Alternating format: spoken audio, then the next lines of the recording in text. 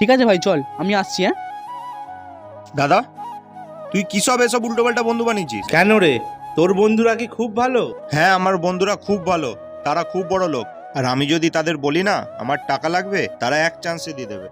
তুই এক কাজ কর, তোর একটা খুব ভালো বন্ধুকে ফোনটা লাগিয়ে ফোনটা দে তো আমায়।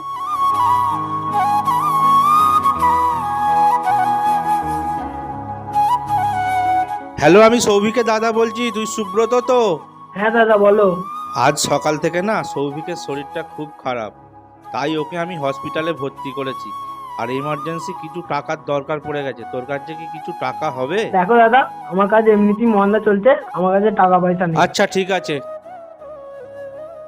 তুই এক কাজ কর, তুই তোর আর একটা খুব ভালো বন্ধুকে ফোনটা লাগিয়ে ফোনটা দে তো আমায়। ভাই, তোর কাছে যদি সময় থাকে আমার বন্ধুদের কাছে গিয়ে তুই জেনে নিস আমার বন্ধুরা কেমন।